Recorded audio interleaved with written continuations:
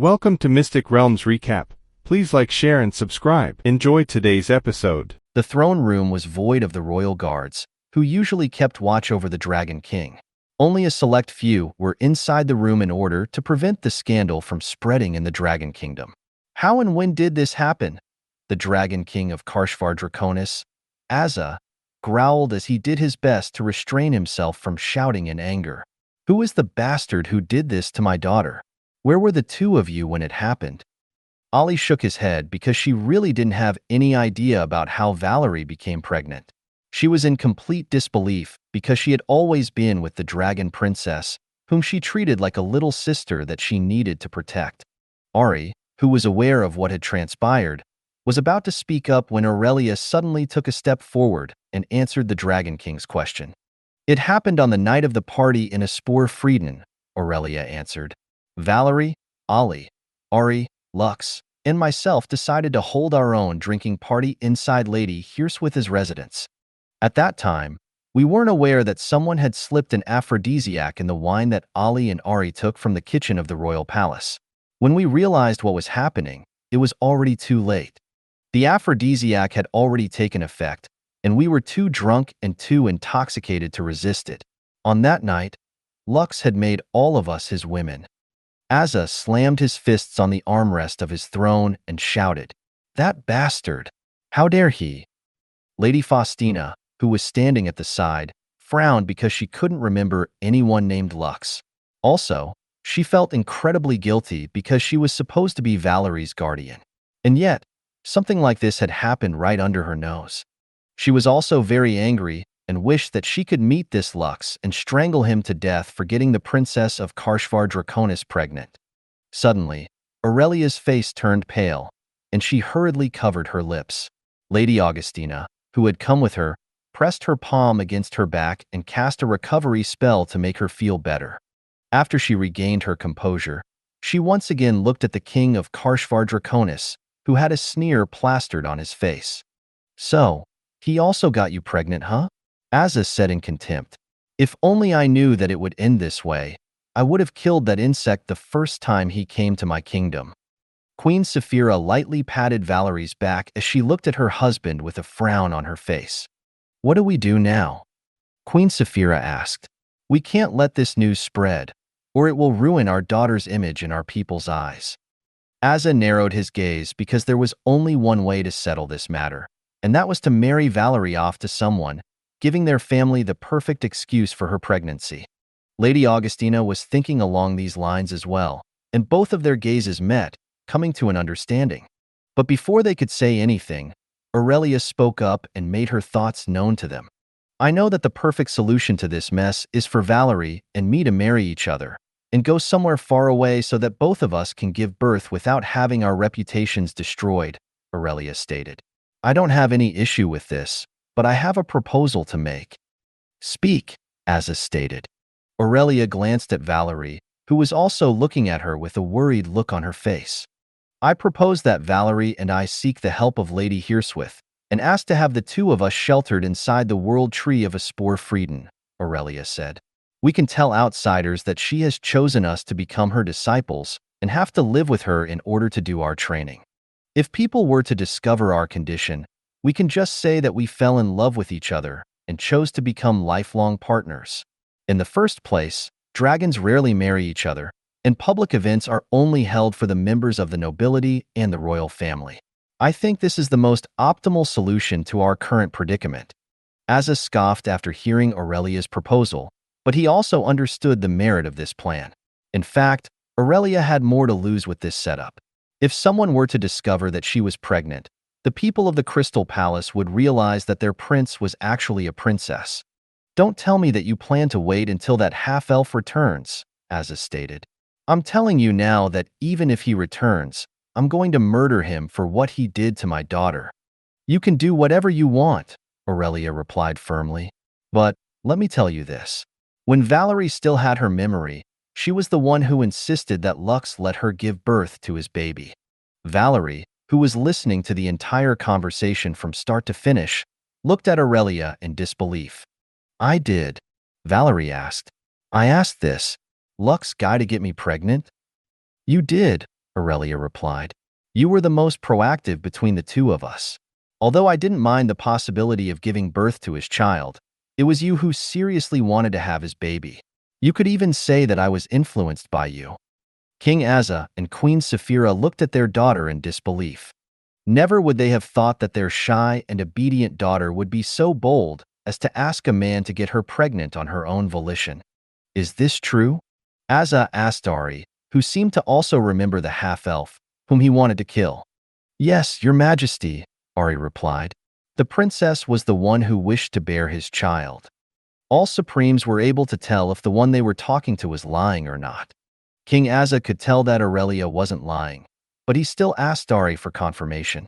Hearing her handmaiden's statement, Valerie's face turned beet red, and she wished to deny everything that Aurelia and Ari had said about her.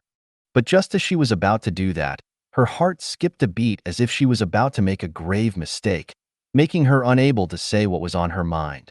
The Dragon King noticed his daughter's hesitation, making him feel helpless. A rare sigh escaped his lips as he leaned back on this throne, thinking about whether he should accept Aurelia's proposal or not. At that moment, Aurelia's voice spread inside the room, making everyone look in her direction. Aurelia stood tall and faced everyone with the bearing of a member of the royal family of the Crystal Palace. Many don't know, but the reason why the abyssal invasion ended prematurely was thanks to Lux, Aurelia stated. Because of his sacrifice, the gates between the Abyss and Elysium were cut off, preventing the rest of the abyssal army from invading our world. No matter how strong we are, and no matter how much preparation we make, it's impossible to win against such a force. Even now, we cannot fully repel the invaders from our borders, resulting in this stalemate that we're currently stuck in. You might look down on the father of the child in my womb, but without him, Karshvar Draconis, the Crystal Palace, and even Aspor Frieden would have long been conquered, and the survivors would have been turned into slaves of the abyssal lords. Your wife, daughter, and people would have no choice but to serve them and suffer a fate worse than death. So, before you think about murdering the father of my child, know this. It was he who allowed you to continue sitting on that throne and gave you this opportunity to be angry. Aurelia was about to say more, but a hand suddenly rested on her shoulder, almost making her jump in surprise. I'll take it from here. You've done well, Aurelia. The dragon princess of the Crystal Palace looked at the person standing beside her with eyes as wide as saucers. She had only seen his face in portraits, but now she was finally able to see him in the flesh. Kyoza, the crystal dragon, who was supposed to be the one and only king of the dragon race, stood beside her with a calm expression on his face. Was this your plan all along? Asa asked with eyes filled with killing intent. Did you plan to let that brat have his way with my daughter to get back at me for stealing your position as king? Of course not, Kyoza replied. I am not that petty. Do you remember when I appeared before you in Saphira? It was at that time when Lux was having his way with my daughter. How could I possibly want to witness such a thing? Aurelia's face became beet red after she understood what her father was talking about. She wanted to dig a hole then and there because of all the people to witness what she was doing with her lover. It had to be her father, whom she hadn't seen in the flesh since the day she was born. An awkward silence descended inside the room after Kyoza made his statement. Even King Asa, who hated Lux with his guts, couldn't help but feel pity for the crystal dragon.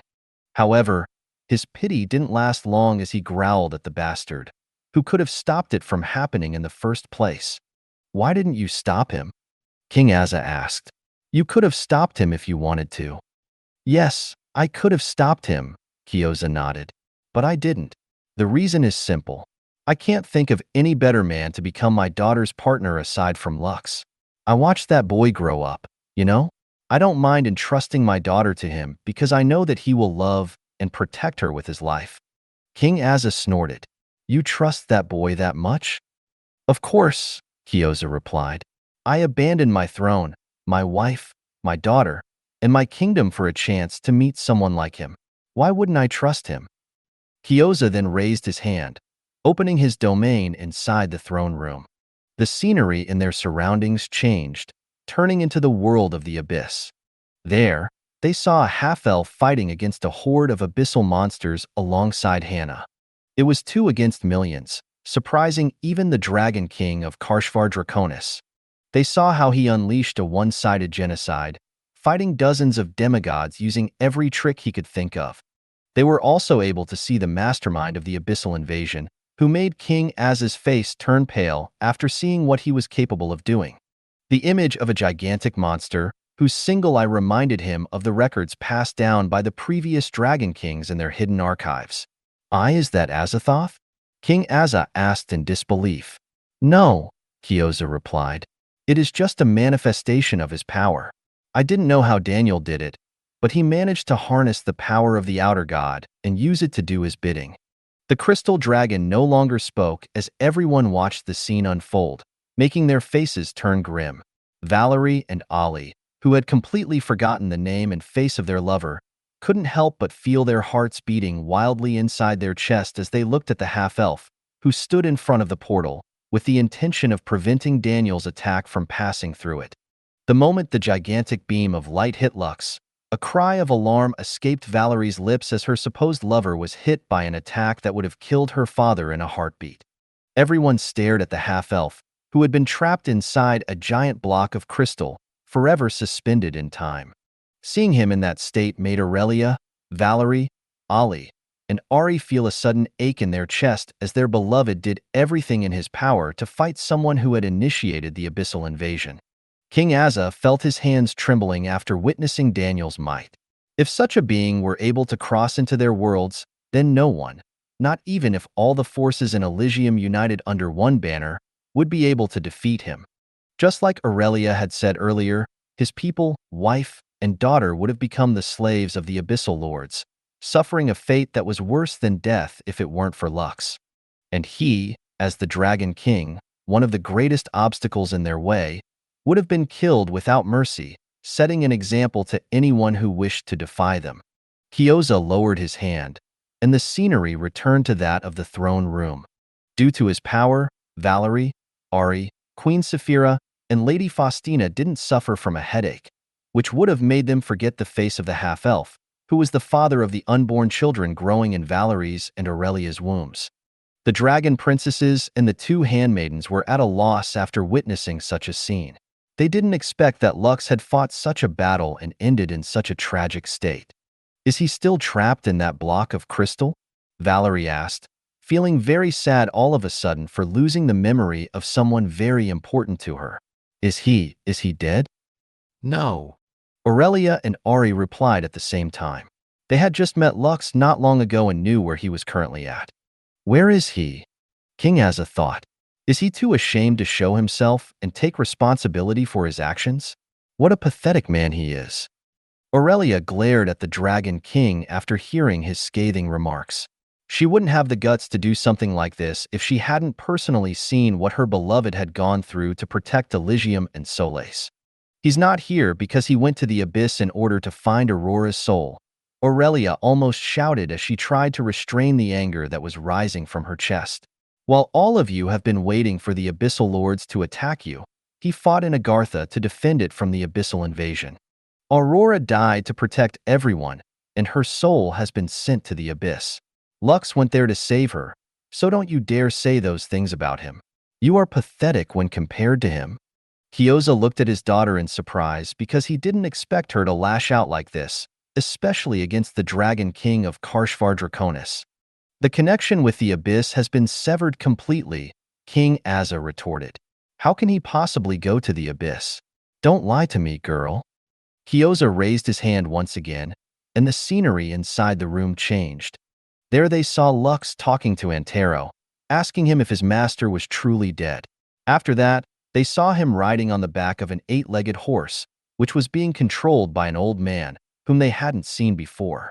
He is indeed in the abyss and, right now, there is a big possibility that he will encounter Daniel while trying to look for Aurora's soul, Kyoza stated as the images disappeared, returning them to the throne room.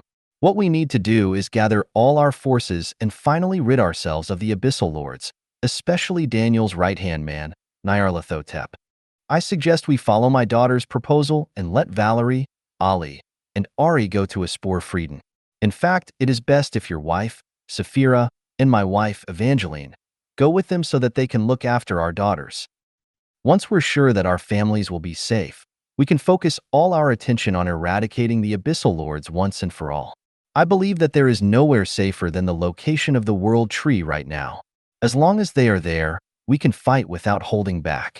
King Asa looked at his wife, Queen Saphira, and the latter nodded her head in agreement.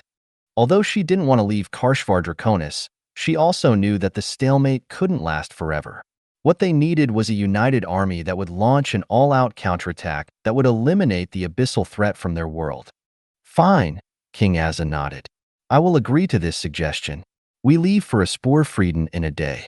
I will personally talk to Hirswith and her father about the situation."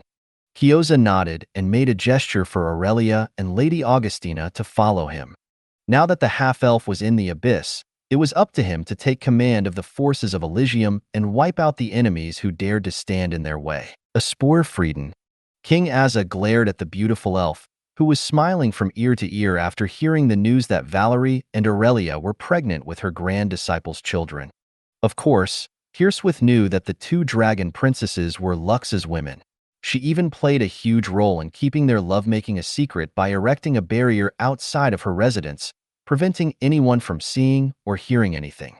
Lady Augustina was currently talking with King Casimir about their plans to launch an all-out counterattack toward the Abyssal Lords and leave their family members under his protection.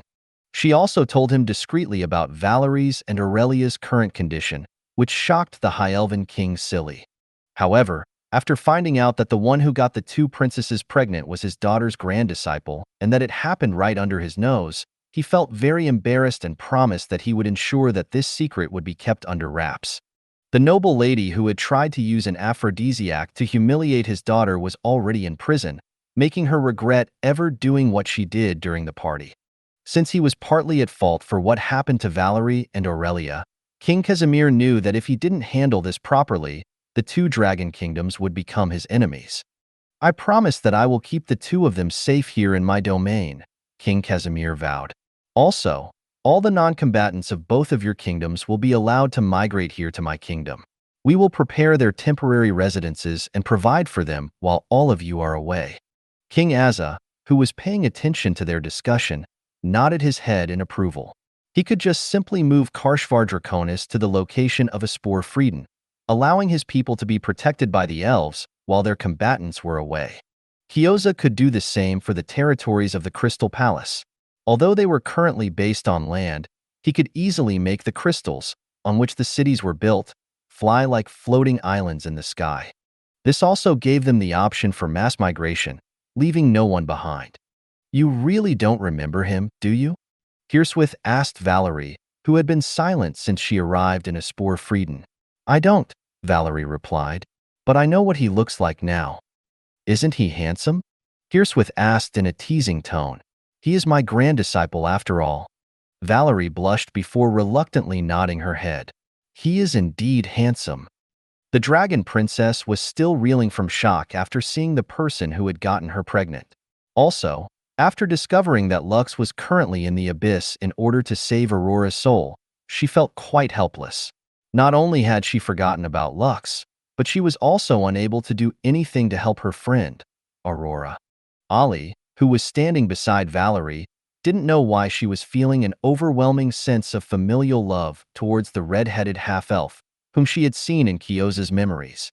She was also feeling lost after realizing that she had forgotten the face of her supposed-to-be lover, who had also made her his woman, just like Valerie, Aurelia, and her sister, Ari. Due to Kyoza's power, she and Valerie were protected from the mind-splitting headache that would have already tormented them whenever they thought of Lux. Although their memories were still sealed and they were still unable to recall him, they now knew who he was and what he had done for them. "Don't worry," Hirswith said as she held Valerie's and Aurelia's hands. "I will protect the two of you until he returns. There's no way I will allow my future great-grand disciples to be hurt by those abyssal lords and their cronies." After the discussion with the Elven King ended, Kyoza, King Asa, and Lady Augustina returned to their territories, leaving Valerie, Aurelia, Queen Saphira, Queen Evangeline, Ali, and Ari behind. Hearswith then guided all of them toward the roots of the World Tree, where a residence had been built just for her. It had the same size and design as the one that the teenagers used during their stay in Sporfrieden, making it an ideal place to live and to keep their condition secret.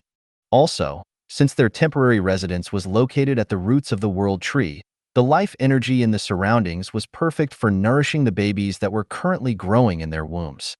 On that same day, King Azza and Lady Augustina announced the migration of their domains towards Sporfrieden. Their people were surprised by the sudden declaration of their rulers, but they also supported their decision to finally put an end to the threat of the abyssal monsters who had invaded their world. Kyoza took a deep breath before raising his hands.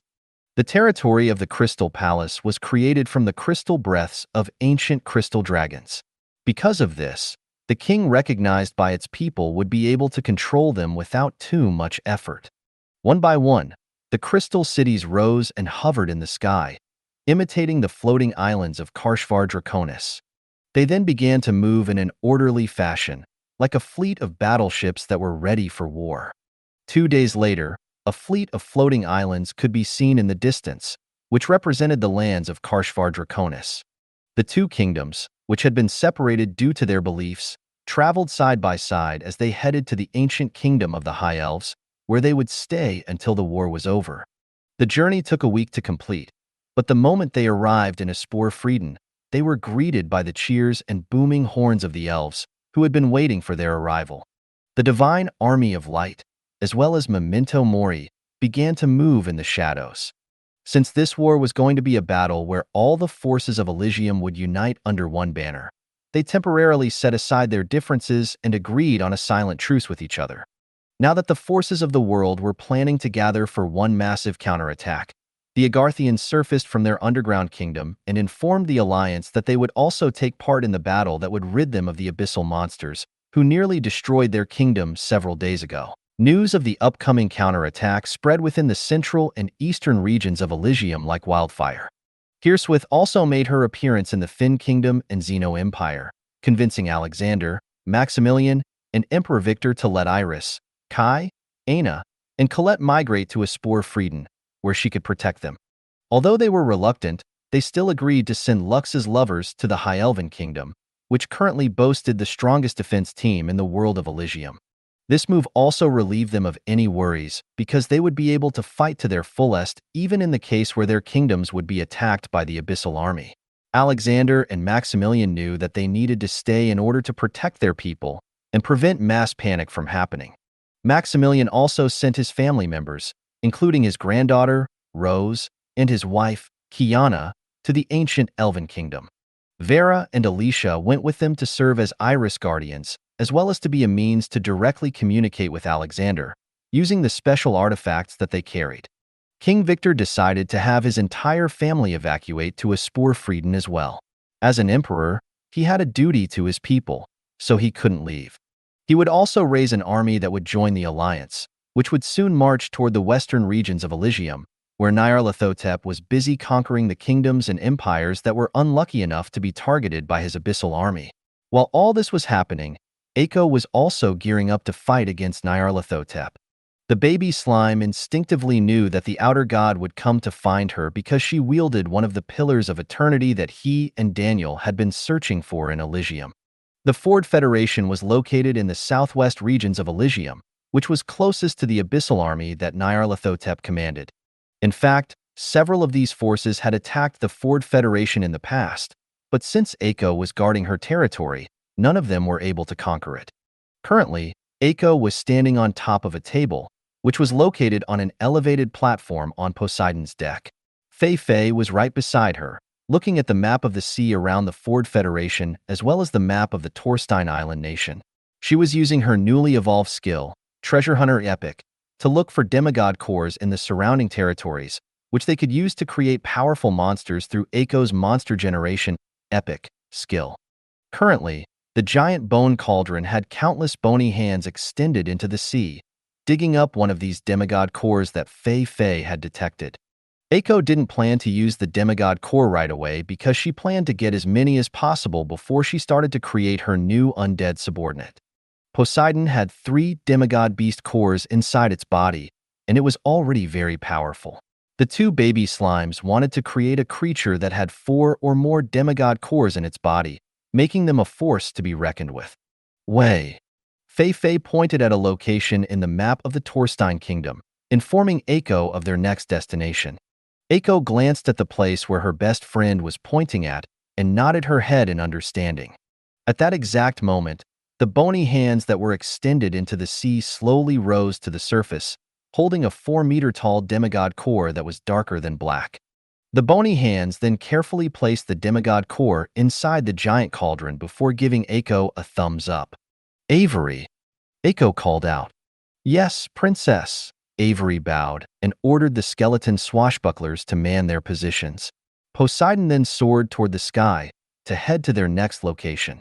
Just like its mistress, Poseidon was also raring to fight against Nyarlathotep and its army. Last time, it was unable to deal the outer god a devastating blow due to the chaotic battlefield in the kingdom of Agartha.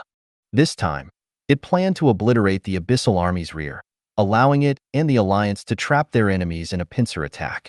It would not commit the same mistake that it did in the past, allowing the outer god to have its way.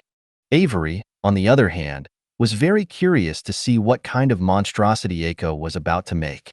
He would be lying if he said that he wasn't feeling excited and fearful at the same time. After all, there was a possibility that the creature that she summoned would be too powerful for her to control. Avery had brought this up to Eiko, but the baby slime told him that it was going to be okay. Since she had already spoken, the only things that he could do were to support her and ensure her safety to the best of his ability. Meanwhile, in Nyarlathotep's army, so, they finally made their move. Nyarlathotep laughed in disdain. This will make things more fun. Its spies had already informed it of the move made by the powerful factions of Elysium. For Nyarlathotep, this was the kind of thrill that it was looking for. Truth be told, it was starting to get bored of the feudal resistance of the kingdoms and empires that it had recently conquered. It was looking for more thrills and challenges. I'm sure that the holders of the Pillars of Eternity will also be present for this battle. Nyarlathotep chuckled. This is simply hitting 2 birds with 1 stone. I can't wait to see the looks on their faces once they realize that they have all fallen into my trap. The outer god already identified 2 of the holders of the Pillars of Eternity. They were none other than Eiko, as well as the founder of the Divine Army of Light. The anchor and the scales, Nyarlathotep muttered. That girl who had stopped me in Agartha also carried one of them. Unfortunately, she has died. Since the Pillar of Eternity in her possession is a soul-bound item, it will follow her soul to the abyss. Daniel will probably sense it sooner or later. I'll leave him to deal with that girl. This only leaves 1 more pillar, whose whereabouts are unknown. The Golden Lion, the Golden Anchor, the Golden Scales, as well as the item in Aurora's possession. These 4 divine artifacts are powerful in their own right. However, together, they could allow someone to wield the power of a god.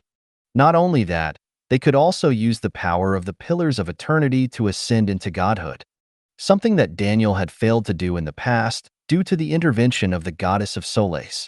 Nyarlathotep wasn't too worried about the last pillar since it was bound to appear sooner or later. He had a way to send the pillars that he obtained directly to Daniel's hands, allowing the former hero to become stronger. If Daniel became strong enough, he would have the power to reopen the connection between the Abyss, Elysium, and Solais, allowing his plan to come to fruition. For that to happen, I need to get the pillars first, Nyarlathotep mused.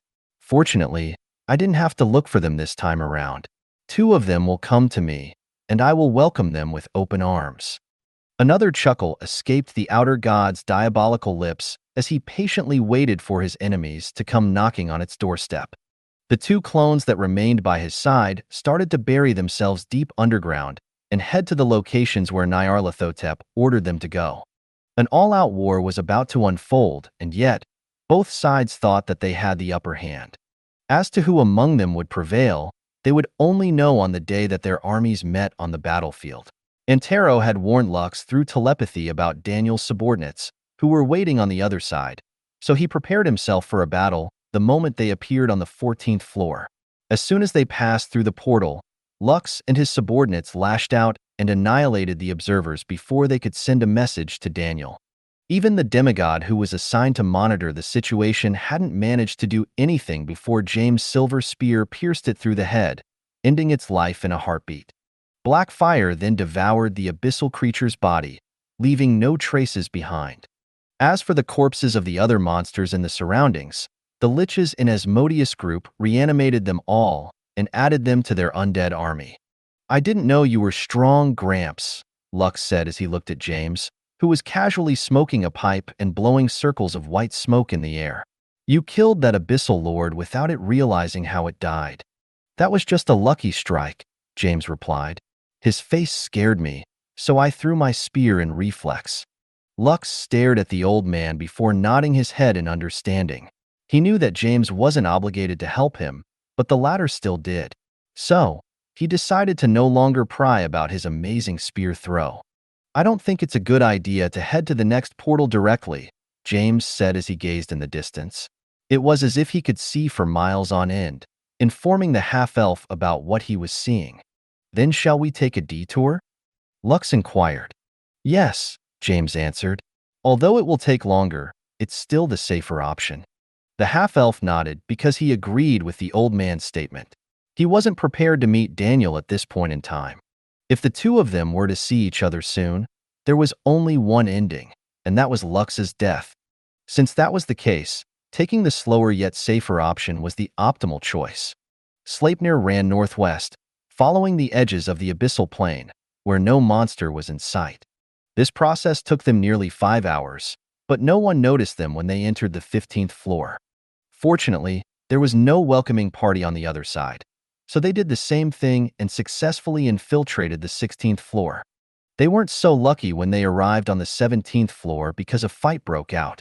Lux changed his appearance, making himself look like an incubus in order to prevent anyone from recognizing him. James, on the other hand, didn't bother to change his appearance, but he still wore a white wizard hat, making him look like Gundaf the White. They fought when they had to and hid when they had to. Whenever they were forced to fight, they made sure to eliminate everyone, not leaving any witnesses behind. Following this method, they arrived at the 30th layer of the abyss before deciding to rest. Sleipnir had been running nonstop, and James thought that it would be best to let it recover its strength for the time being. He fed it hay and gave it water, while Lux dug a cave in a nearby mountain, which would serve as their resting place. There were no days and nights in the abyss. The world was constantly bathed in crimson light, with a bloody full moon illuminating the heavens. The star-studded sky was beautiful to behold, and yet, the half-elf wasn't in the mood to enjoy its view. There was only one thing on his mind, and that was to find Aurora and bring her soul back to Elysium, where he could revive her. Perhaps, knowing what he was thinking, James decided to strike up a conversation, temporarily pulling him away from his worries. "I already mentioned that Ariel and Max asked me to help you," James said. "Usually, those two are very secretive, so I was surprised when they approached me. Are you perhaps one of their followers? Did you come from Altair, Vega, Solterra, or Pangea? Or are you perhaps someone who came from Earth?" "You know Earth?" Lux asked back with curiosity. "I see." James smiled before puffing on his pipe. "So you're an Earthling. I should have known. As to the answer to your question, I do know Earth. A month ago, I brought my granddaughters there, and we went to a theme park called Enchanted Kingdom. My granddaughters are very cute and beautiful, you know? I worry about the future. I might accidentally kill the person who ends up asking for their hands in marriage." Lux could tell that although James seemed to be joking, he was half serious with his statement. For an old man who could casually kill a demigod with a single spear throw, he almost felt pity for whoever was foolish enough to ask for his granddaughter's hands in marriage. After giving it some thought, Lux decided to ask James a question. "Is there a way for me to go to Earth from Elysium or Solais?" Lux inquired. James chuckled. "Why? Do you perhaps have a girlfriend that you left in that world?" "Something like that. Red-headed half-elves sure are troublesome." The old man sighed before looking at the stars in the sky. "There is always a possibility," James said. "Perhaps at the end of your journey, you will be able to find a way to visit Earth. I can also take you there for the right price." But let's not talk about that now.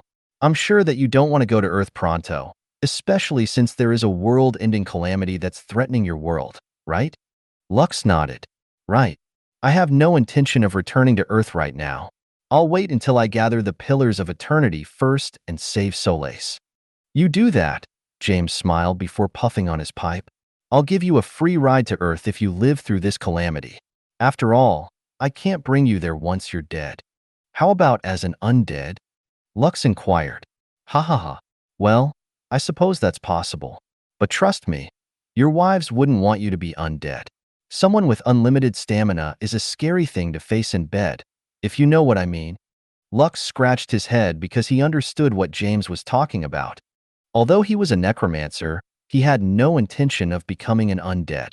He was certain that his lovers would be very sad if that were to happen. Somewhere in the abyssal plains, Daniel frowned after failing to contact the subordinates that he had assigned to the 14th layer of the abyss. Check what happened. Marcosias, come, Daniel ordered. A 2-meter-tall black wolf with the wings of a griffin and the tail of a snake appeared in front of Daniel. Take your legion with you and go to the 14th layer, Daniel commanded. Regroup with the people I have assigned to watch over the portal. If you don't see them anywhere, send someone to report back to me as soon as possible. Do I make myself clear? Yes, my lord, Marcosias replied. I will go as you command. The demigod then left the sacrificial altar and rallied his troops that were under his command. As much as he hated Daniel for forcefully subjugating him, he didn't have a choice but to follow his orders. Such was the fate of the defeated. Either they obeyed, or they would be killed without mercy. Marcosias chose to become Daniel's subordinate so that he could keep his life, just like all the other abyssal lords whom the pseudo-god had subjugated. After his subordinate left, Daniel closed his eyes and meditated. He had vaguely sensed a fluctuation similar to the power of the Pillars of Eternity within the abyss. Because of this, he decided to focus his attention on this matter, giving him no time to spare to deal with the disturbance that happened in the 14th layer. There it is again, Daniel mused as he felt the faint fluctuation of power for the third time. It's so faint that I'm unable to pinpoint its location before the signal disappears. The signal would come and go every few days, leaving Daniel frustrated. However, every time he felt the fluctuation, he was able to narrow down where it was coming from. Fortunately, it is not located within the first 50 layers of the abyss, Daniel thought. It would have been troublesome if it had appeared on the 13th layer up to the first floor. The way to those places is blocked, and I'm unable to pass through them at this time. After thinking about these things, he once again sank deep inside his consciousness. He tuned his senses to their limits and waited for the next time he would sense the fluctuation of power that was similar to the Pillars of Eternity. Ariel and Max both had anxious looks on their faces as they looked into the scrying mirror that allowed them to see what was happening in the abyss. They were aware that Daniel had already sensed the divine artifact within Aurora's soul. Both of them knew that it was only a matter of time before the tyrant succeeded in pinpointing her location and making a move to go get her. The two gods had already used up all of their strength in asking for James' help to open the portal that led to Elysium. Despite being gods, the only thing they could do was watch and wait as the race to find Aurora started. Why are the two of you looking so gloomy? A little girl wearing Little Red Riding Hood attire asked as she walked up to them. On her head was the dim sum god, Dim Dim, and floating beside her was none other than the little angel of love, Cupid. The three of you are back here again, Max frowned. We have no time to play with the three of you. Lily, take your little band of troublemakers and scram. Hee hee hee, the little lowly goddess Lily giggled. Don't be like that, Max. Of course, we are here because we know that you and Ariel are currently powerless to stop us. Isn't that right, Dim Dim, Cupid? Dim Dim, the dim sum god replied. Now that the two of you are powerless to stop us, we can do whatever we want, Cupid said in an arrogant tone. Last time, you chased us away, but now, we are going to have some fun. Ariel glared at the little angel, making Cupid's body stiffen.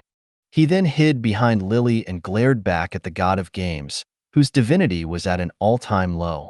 Now, don't fight, Lily tried to play mediator. Do you and Ariel want a lollipop?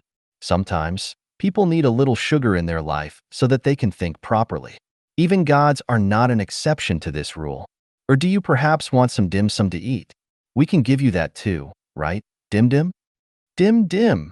The dim sum god on top of Lily's head nodded. Max clicked his tongue. But there was indeed nothing he could do in this situation. Just like Ariel, his divinity was at an all-time low, and it would take him weeks, perhaps even months, to recover even a sliver of his strength. Because of this, he reluctantly accepted the lollipop that was given to him by Lily and placed it inside his mouth. The sweetness cleared his thoughts a bit and even allowed him to recover a little bit of his divinity, making him feel a little better. Ariel also placed the lollipop inside his mouth, receiving the same benefits as Max. Dim dim.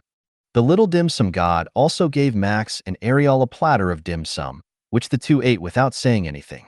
Similar to Lily's lollipop, both of them gained a little bit of strength back, making them feel better.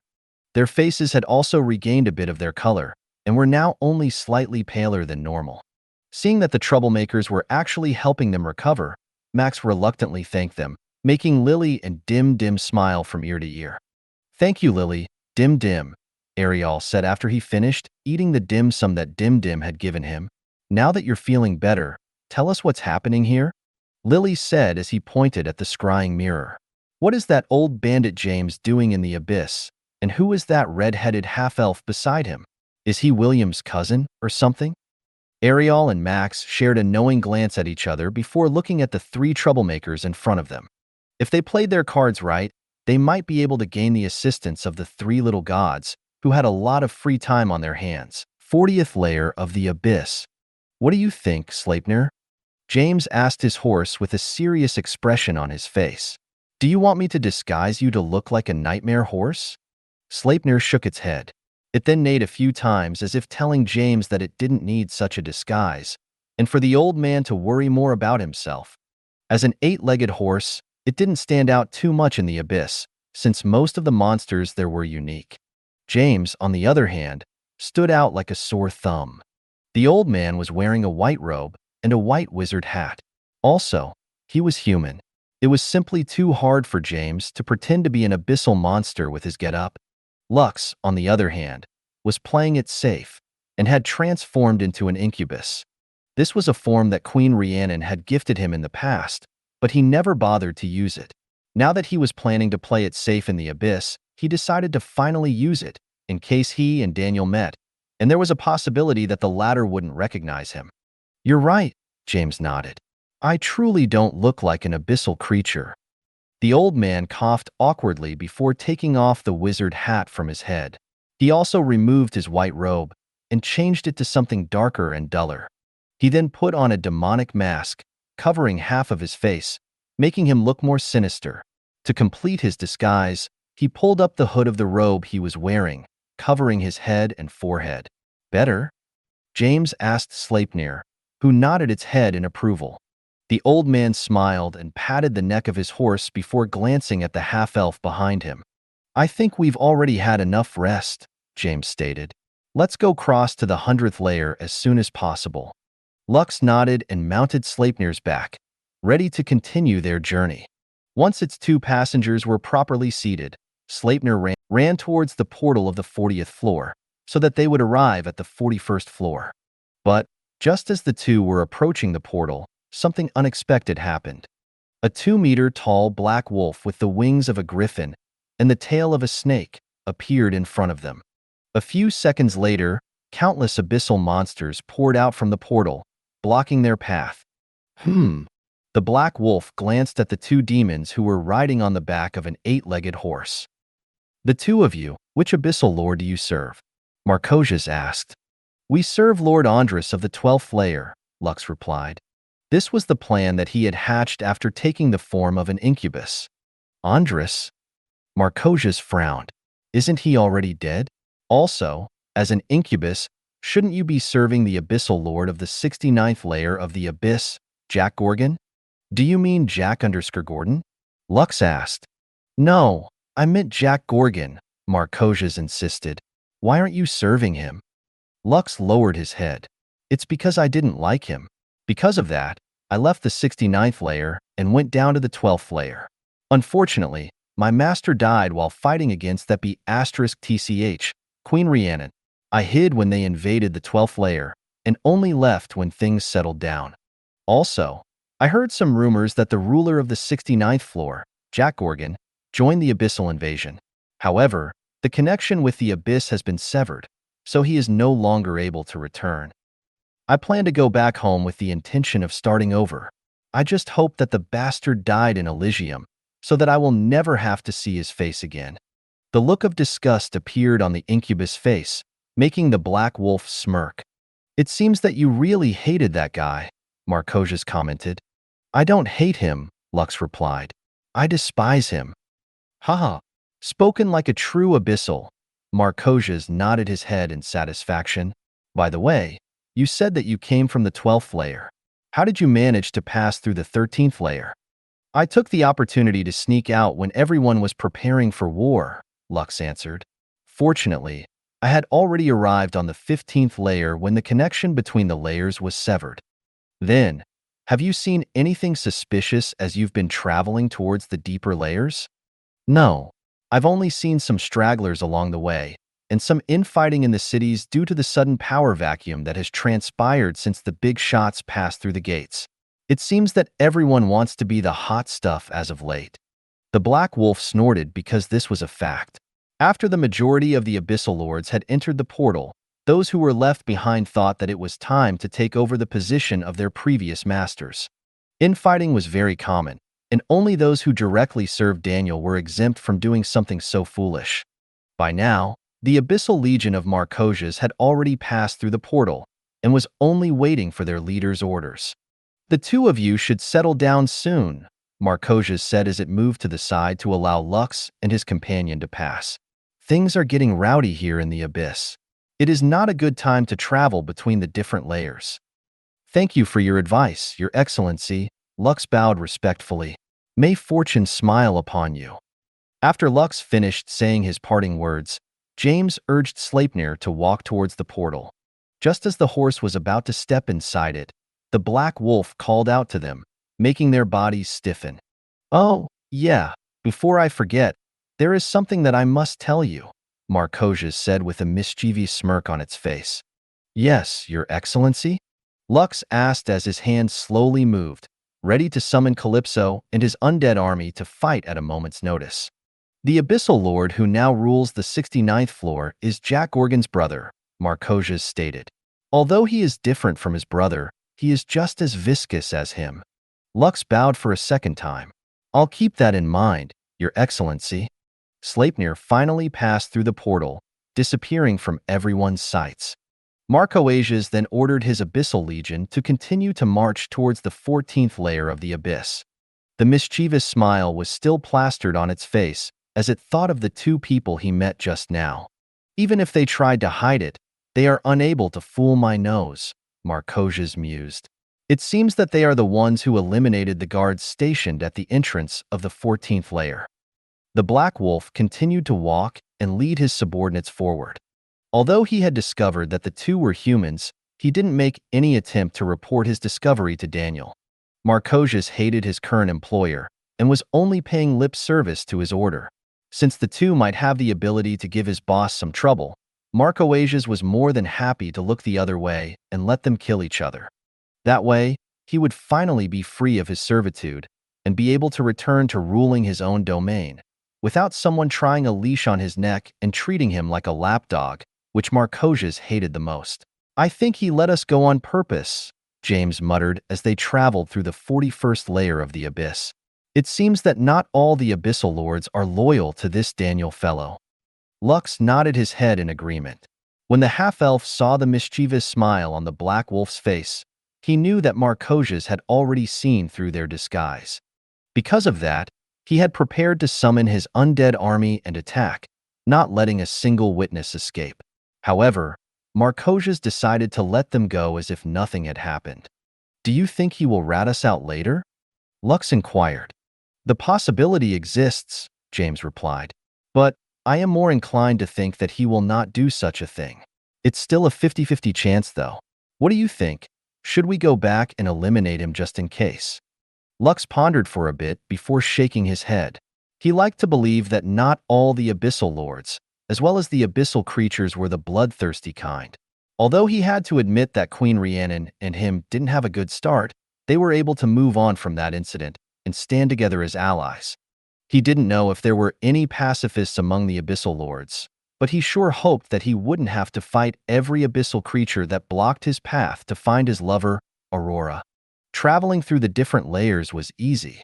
It was dealing with Daniel's subordinates that was hard because they needed to kill them quickly and ensure that they weren't able to pass word to their master about what was happening. Fortunately, they were able to do this without fail, allowing them to continue their journey. Several hours later, the two finally arrived at the 60th floor and decided to take a short rest before they continued their journey. The number of abyssal creatures that were wandering the abyssal layers were increasing the deeper they traveled into the abyss. Lux knew that it was only a matter of time before they would have to force their way through the portal that would lead them to the 100th floor, where the abyssal nobles resided. They were the demigods who decided to rule the layer they were currently on together. This served as a deterrence, as well as a show of unity on the surface, preventing other abyssal lords from getting the wrong idea about them. Layer by painful layer, Lux, James, and Sleipnir traveled without fail. After a few days, they finally arrived at the 100th layer and saw a magnificent city standing on the abyssal plain. As much as they didn't want to enter the city, they had no choice but to do so. Why? It was because the portal was located in the very center of the city and protected by calamity-ranked demons who were making sure that only those with clearance were able to pass through the portal that led to the 101st layer of the abyss. If we brute force ourselves in, it will definitely cause a commotion, alerting the abyssal nobles that rule the city, Lux said. But, in order to gain a clearance, we must meet with one of them, which is just as dangerous. It seems that we need to have a plan for how we should approach this. In truth, entering the portal wasn't that difficult. However, Lux knew that the moment the guards noticed that something was amiss, they would immediately notify their masters, which would in turn notify Daniel that a commotion was happening in their domain. If that happened, there was a very high possibility that Daniel would personally come and investigate the disturbance. This increased his chances of crossing paths with Lux, which was the worst-case scenario that could happen. Just as the half-elf was desperately thinking of what to do, James hummed and took a blanket out of his storage ring. "I have an idea," James stated. "Let's use my invisibility blanket to get past those guards." Invisibility blanket? Lux blinked once, then twice as he looked at the blanket in the old man's hands. Does that even work? Of course. As if to prove his point, James wrapped himself up with the blanket, and before Lux could even blink, the old man had disappeared completely. The half-elf extended his senses and tried to see if he could detect the old man's presence. He did detect something, but it was very faint and negligible. Lux believed that unless someone knew where James was and used all of their senses to focus in that location, no one would be able to notice anything. A few seconds later, James reappeared and looked at the half-elf with a smug expression on his face. "What do you think?" James asked. "I got this invisibility blanket from a hag who has many warts. Although she asked for a steep price, I decided to buy it from her without even asking for a discount." "How about Sleipnir?" Lux asked. "Will you be able to cover him with a blanket as well?" "You don't have to worry about him," James replied. Sleipnir neighed and walked towards James. The horse's body slowly shrank until he was only a foot-tall horse. James calmly picked Sleipnir up as if he was a cat and nestled him in his arms. "Unfortunately, the blanket might not be enough to cover us both," James stated. "Do you have a way to enter the portal undetected?" Lux nodded. "Come, Draven." His fateful shadow sovereign extended his shadow, allowing Lux to merge with it. The moment his master was safely inside his shadow, Draven merged with James' shadow, making the old man smirk. "You have a lot of tricks under your sleeves, Lux," James commented before covering his entire body with the blanket. "Now, off we go." The old man slowly walked towards the gates of the city, hiding in plain sight. Although there were guards who had a strong sense of smell, All of them thought that they were just imagining things when they caught the scent of an old scammer in their midst. Although it took James an hour to reach their destination, he was able to sneak into the portal, leaving the 100th floor behind. Now that they were only a few layers away from the 111th floor where the nests of abyssal monsters were located, they hoped that the person they were looking for was there. If possible, they would like to avoid the need to go all the way to the 222nd layer, where the second nest of abyssal creatures was located. Did you find them? I saw them running this way earlier. You, and your men go that way. The rest come with me. Several guards mobilized in order to hunt the two fugitives who had tried to enter the portal of the 106th layer of the abyss. Since Marcosius was ordered to check what happened to the sentinels of the 14th floor, he had no choice but to report their findings to Daniel. They didn't see anyone at the camping site, and there seemed to be no evidence of a struggle. This was an irregularity in itself, because the sentinels weren't allowed to go anywhere because their duty was to check if there would be any changes in the portal that would lead to the 13th layer of the abyss. The fact that none of the station guards could be seen proved that something, or someone, had erased them from existence. Although Marcosius had turned a blind eye on the two humans he had met along the way, he was still duty-bound to report his finding, especially since there were many eyes watching him. After receiving the report, Daniel immediately sent a decree to all the leaders of each layer to increase the security of the portals that led to the other layers of the abyss. "Did you find them?" the guard captain asked. "No," another guard replied. "They might have hidden somewhere else." "Well, what are you waiting for? Continue searching. If you can't find them, Sir Axton will have our heads." "Right away, Captain." When all the guards disappeared in the alleyway, James finally made his move. He was still hiding under the invisibility blanket and carrying Sleipnir. However, one of the calamity-ranked monsters guarding the portal that led to the 107th layer had thermal vision, meaning it could see the heat signatures of anyone within its line of sight. When it saw James trying to sneak into the portal, it immediately attacked, forcing the old bandit to run away, and the entire abyssal city went on high alert. Of course, James could have taken a gamble and crossed the portal right away, but this might have consequences that he wasn't ready to take. Ever since Daniel took command of the abyss, he had imposed strict guidelines when it came to the use of the portals. Because of this, the other monsters who could once freely travel to different layers of the abyss had no choice but to do it the hard way. They would assemble groups of monsters and charge towards the portal at the same time. Some of them might get captured, but a handful would be able to pass through the gateway that would lead them to the next layer. Because of this, James was just treated as one of these annoying pests who had tried to sneak himself through the portal. Offenders were usually imprisoned for a few days as a warning, and repeated offenders would be imprisoned for life. Of course, there were others who were given explicit permission to cross between the different layers like Marcosius, who served as one of Daniel's lackeys. They were the only ones that could move between the layers of the abyss unchallenged, which was why many abyssal lords coveted becoming one of Daniel's direct subordinates. "What should we do?" James asked his shadow. "The security in front of the portals have now increased. I doubt we will be able to get past them using my invisibility blanket." Lux appeared beside James and frowned. They had managed to sneak past the security on the other layers because no one could see invisible creatures. "It's a bit risky, but I do have a plan," Lux stated. "But, for this to happen, we need to get as close to the portal as possible." "That won't be too much of a problem," James replied. "As long as I don't appear in the line of sight of that one-eyed colossus, we will be fine." Lux nodded before calling out a name. "Avernus, it's your time to shine." Red flames burst out beside Lux, and the Dracolic appeared in his demi-human form. "Let me guess, you want me to serve as a distraction?" Avernus asked. "Yes," Lux replied. "Do not summon any of your legion.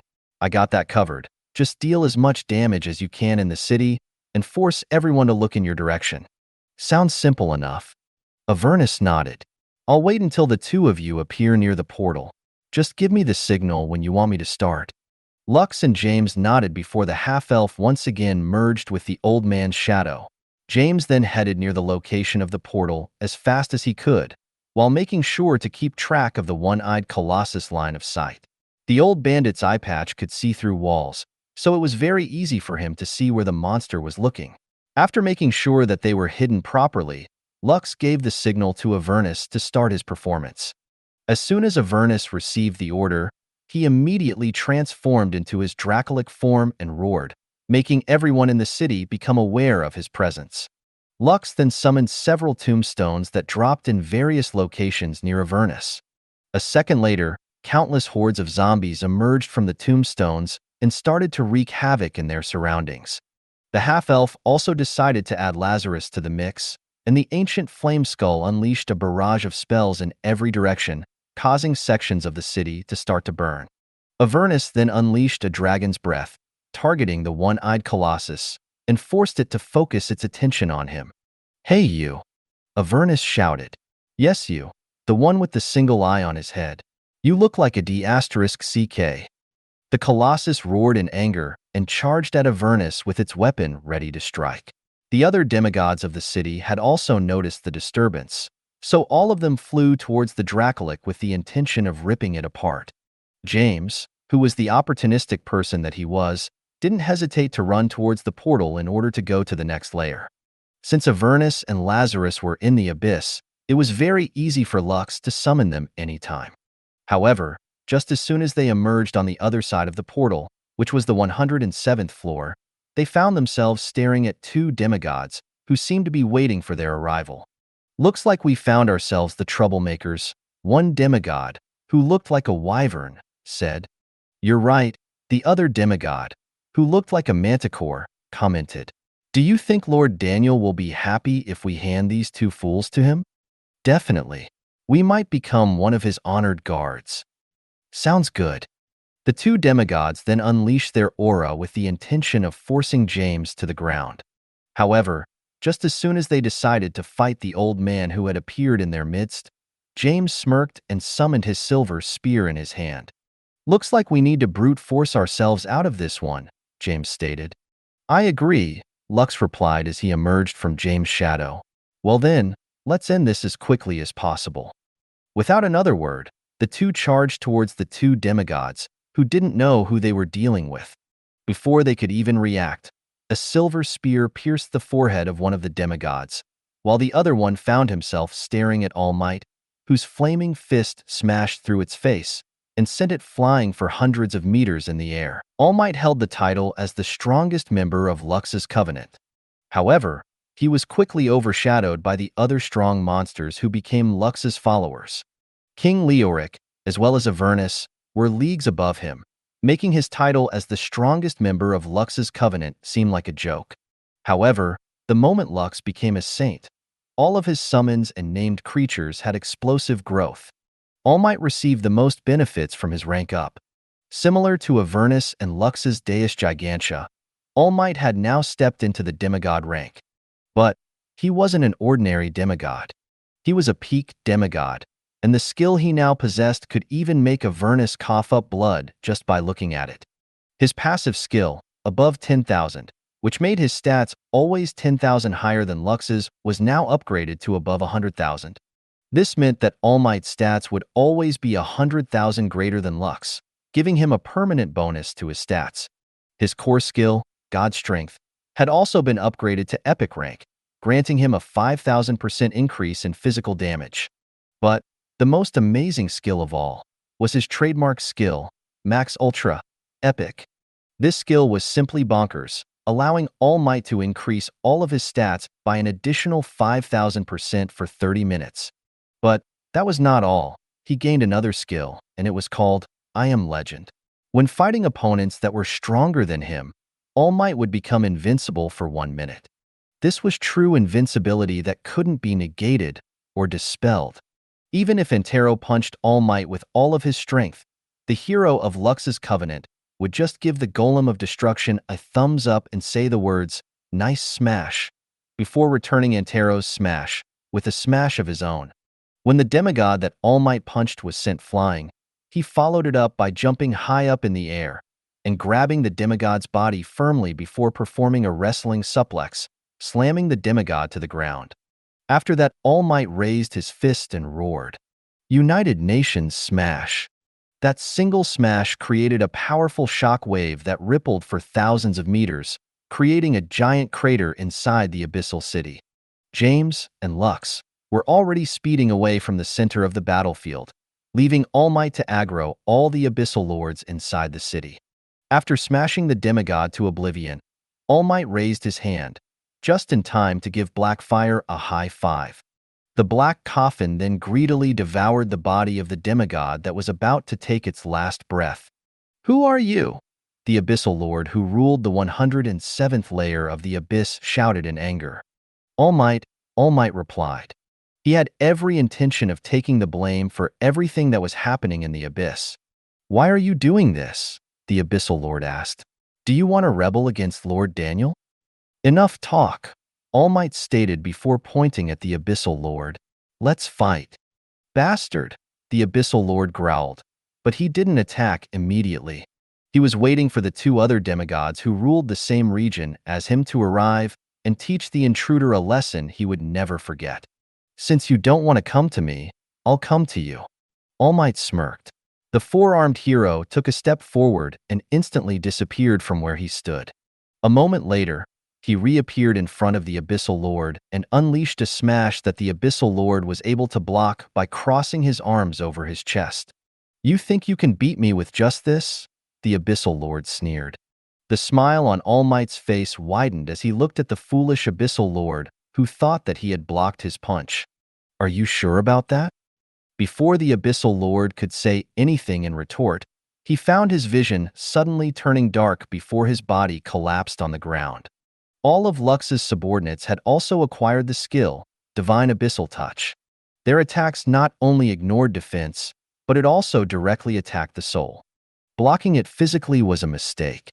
One must also raise their magical and spiritual power to the limits in order to effectively block this kind of blow, especially coming from a peak demigod like All Might. All Might then stomped on the abyssal lord's chest, sealing the deal. As usual, the ever-diligent black coffin came in to sweep the demigod into its body.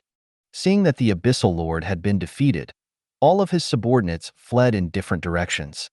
The two demigods who were also about to arrive at the scene stopped midway after sensing that one of their comrades had been killed.